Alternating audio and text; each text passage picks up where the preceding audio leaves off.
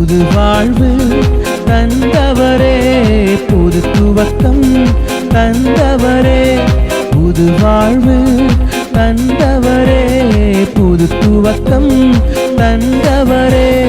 நன்றி உமக்கு நன்றி, முழு மனதுடன் சொல்கின்றோம். நன்றி உமக்கு நன்றி, மன நிறைவுடன் சொல்கின்றோம். கரங்களை தட்டி நன்றி உமக்கு நன்றி, முழு மனதுடன் சொல்கின்றோம். நன்றி உமக்கு நன்றி. கர்த்தருடைய நாமம் மகிமைப்படுவதாக. ஆண்டவரும் அருமை இரட்சகருமாகிய இயேசுவின் நாமத்தினால இந்த புதிய நாளுக்காக தேவனை ஸ்தோத்தரிக்கிறேன். நம் கண்கள் மூடி ஜெபம் பண்ணுவோமா? பரிசுத்த தேவனே, எங்களோடு கூட பேசுங்கப்பா. இயேசுவின் நாமத்தின் ஜெபிக்கிற நல்ல பிதாவே, ஆமென். எடுத்து வாசிப்போம். சங்கீத புஸ்தகம் 31 சங்கீதம், அதுல 15 வசனத்தை கூட வாசிப்போம். 31:15. என் காலங்கள் உமது கரத்தில் இருக்கிறது, என் சத்துருக்களின் கைகளுக்கும் என்னை துன்பப்படுத்தவர்கள் கைக்கும் என்னை தப்புவியும். கர்த்தருக்கு மகிமை உண்டாவதாக. இன்றைக்கு காலங்களையும் சமயங்களையும் எல்லாவற்றையும் உண்டாக்கினவர் யாருதுங்களா? ஆமே சோத்திர. வானத்தையும் பூமி உண்டாக்கின கர்த்தர். எல்லாவற்றுக்கும் ஒரு காலத்தை தேவன் வைத்திருக்கிறார். பிரசங்கில வாசிக்கிறோம். ஆமே, எல்லாவற்றுக்கும் ஒரு காலத்தை ஆண்டவர் வச்சிருக்கிறார். அவன் விதைக்க ஒரு காலம் உண்டு, அறுக்க ஒரு காலம் உண்டு என்று சொல்லி, ஆமே சோத்திர. நன்மை வரைக்கு ஒரு காலம் இருக்கு, மகிழ்ச்சியா இருக்க ஒரு காலம் இருக்கு. அவன் நம்ம சந்தோஷப்பட்டு கலிகூறதுக்கு ஒரு நாட்களை தேவன் வைத்திருக்கிறான். அப்போ வசனம் சொல்லுது, என்னுடைய காலங்கள் அப்படிங்கிறது நம்முடைய வாழ்க்கை, நம்முடைய குடும்பம், நம்முடைய பிள்ளைகள், நம்முடைய எதிர்காலம் யாருடைய கையில இருக்குன்னா நம்முடைய கையில எதுவுமே கிடையாது. நம்ம கையில எதுவுமே கிடையாது. ஒருவேளை நமக்கு நல்லா ஞானமா தெரிஞ்சுக்கலாம், நம்ம படிச்சுக்கலாம், பெரிய அதிகாரம் இருக்கலாம், எதெல்லாம் இருந்தாலும் ஆனா நம்ம வாழ்க்கை நம்மகிட்ட கிடையாது. வானத்தையும் பூமி உண்டாக்குன கர்த்தரிடத்துல தான் நம்முடைய ஜீவன் இருக்குது. இங்க எழுதப்படுறது, சங்கீதக்காரர் சொல்ற, என் காலங்கள் இந்த கரத்தில் இருக்கிறது அப்படி எழுதப்படுறது. நம்முடைய கரத்துல என்ன, அவருடைய கரத்துல நம்முடைய வாழ்க்கை இருக்கிறது. அதை மறந்துடக்கூடாது. ஆமே, கர்த்தருக்கு மகிமை உண்டதா. எல்லாமே நம்ம ஒவ்வொரு நாளும் எழுந்திருப்பது கர்த்தருடைய கிருபை. ஆமினார். நிர்மூலமா இருப்பது அவருடைய மாபெரும் கிருபை. அந்த கிருபை எண்ணி ஆண்டவருடைய ஸ்தோத்தரிக்கும். தகுதி இல்லாதவனு கொடுக்கிற கிருபை. அப்ப நம்முடைய எதிர்காலத்தை அவருடைய கரத்தை, நம்முடைய குடும்பத்தின் எதிர்காலம், பிள்ளைகளுடைய எதிர்காலம், உங்களுடைய எதிர்காலம், எல்லாருடைய எதிர்காலமும் எல்லாருடைய தலையெழுத்து யார்ட்ட இருக்கான்? அவன் சில பேர் தலையில கிறுக்கி வச்சுப்பாங்க. அந்த தலையெழுத்து கை இருக்க இல்ல. தலையெழுத்து யார்ட்ட இருக்குன்னா வானத்தையும் உண்டாக்குன கர்த்தரிடத்துலதான் நம்ம தலையெழுத்து இருக்கு. வானத்தையும் உண்டாக்குன ஆண்டவராக இயேசு இடத்தை நம்ம தலையெழுத்த அவர்கிட்ட தான் இருக்குது. உங்க தலையெழுத்தை ஆஸ்வதமாக மாற்றுகிற தேவன், உங்க துக்கங்களை சந்தோஷமாக மாற்றுகிற தேவன், உங்களுக்கு சமானத்தை கொடுக்கிற தேவன், அவரை நீங்க பிடித்துக்கொள்ளுங்க. ஆண்டவர், என்னுடைய காலங்கள், என்னுடைய வாழ்க்கை, என்னுடைய நேரங்கள் எல்லாம் உமக்குரியது ஆண்டவரே என்று சொல்லி இந்த நாளை ஆண்டவர் சமூகத்தில் ஒப்பு கொடுத்து, ஆமை, நம்ம எதுவுமே செய்ய முடியாது. உன் வழிகள் எல்லாம் உன் தேவனாய் கர்த்தரை நினைத்துக்கொள், அப்பொழுது உன் பாதைகளை செவ்வைப்படுத்துவார். இப்ப காலங்களை நிர்ணயிக்கிறது கர்த்தர். எதிர்காலத்தை கொடுத்து பயத்தோடு இருக்கிறீங்களா? இது அப்படி நடக்குமா? எல்லாவற்றையும் ஆண்டவர் நேர்த்தியாக சூப்பரா செய்வார். கர்த்தருக்கு ஸ்தோத்திரம். நீங்க நினைப்பதற்கும் வேண்டுவதற்கும் அதிகமாய் கிரியை செய்கிற தேவனாய். அப்பத்தை கேட்டா கல்லை கொடுக்கிற தேவன் அல்ல. நிச்சயமாய் அவருடைய கரத்துல நீங்க விழுங்க. தாவீது சொல்றான், நான் கர்த்தருடைய கரத்துல நான் விழுந்துருவேன் அப்படிங்கிறான். யாரோட கரத்துல? நான் கர்த்தருடைய சமூகத்துல, தேவனுடைய ஆலயத்துல. ஆமே, நீங்க அவருடைய கரத்துல பிடிச்சு கொள்ளுங்க. உங்களுடைய வாழ்க்கை அவருடைய கரத்துல இருக்கிறத மறந்துடாதீங்க. கர்த்தருக்கு இரண்டாவதாக சொல்லப்படுகிறது, என் சத்துருக்களின் கைகளுக்கும் என்னை துன்பப்படுத்துற கைக்கு என்ன தப்புவீங்க. சத்துருக்களுடைய கை. ஆமா, நீங்க எத்தனையோ விதமான கை நம்ம மேல எழும்பலாம். உனக்கு விரோதமாக எத்தனையோ ஆயுதங்கள் எழும்பலாம். இன்னைக்கு எல்லா ஆயுதம் என்ன பண்ணுது? நம்ம நினைக்கிற இல்லை, நம்மளுக்கு மறைமுகமாக எவனை விழுங்கலாம் என்று கெச்சுக்கிற சிங்கம் போல அலைந்து கொண்டிருக்க எதிராளி. நம்முடைய குடும்பத்தை எப்படியா விழத்தள்ள வேண்டும். எப்படி நல்லா தான் இருக்காங்களா? இவங்க மட்டும் எப்படி நல்லா இருக்காங்க? இவங்க மட்டும் எப்படி சந்தோஷமா இருக்காங்க?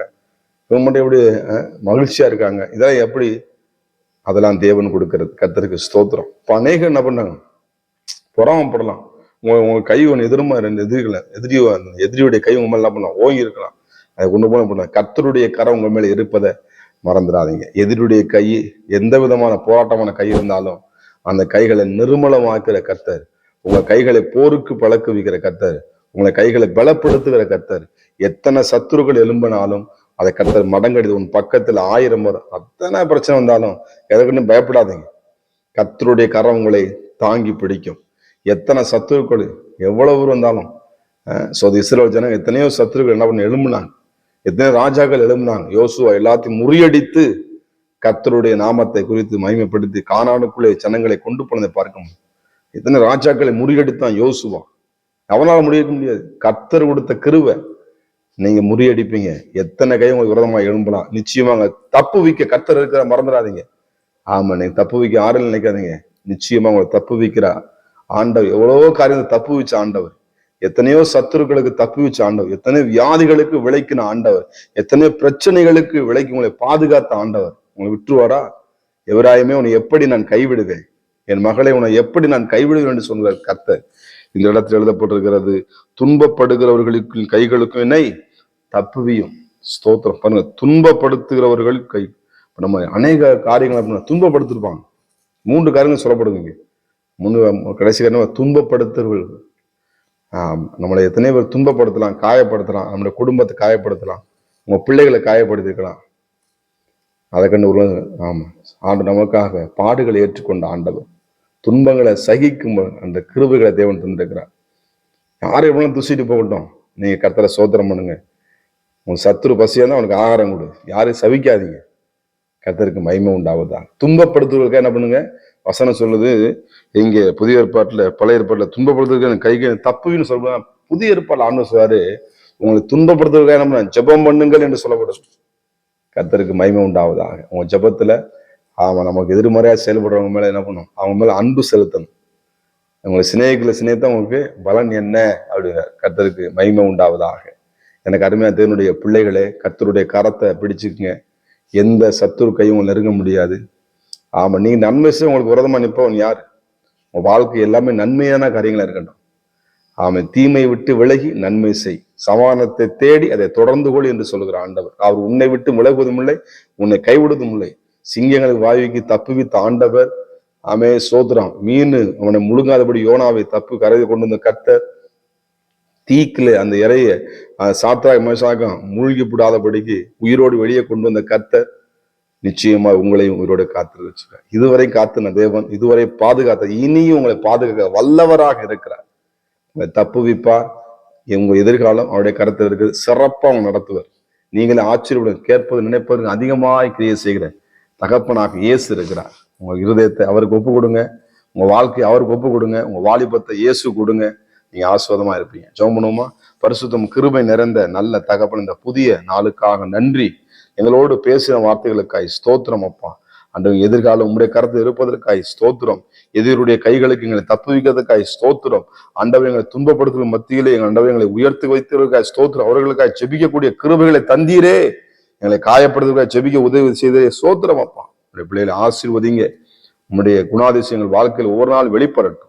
எங்களை தாழ்த்தி ஒப்பு கொடுக்கிறோம் இயேசுவின் நாமத்தின் பிதாவே, ஆமே. God bless you. கர்த்தர் உங்களை ஆசீர்வதிப்பாராக. புது வாழ்வு தந்தவரே, புது துவக்கம் தந்தவரே, புது வாழ்வு தந்தவரே, புது துவக்கம் தந்தவரே. நன்றி உமக்கு நன்றி, முழு மனதுடன் சொல்கின்றோ.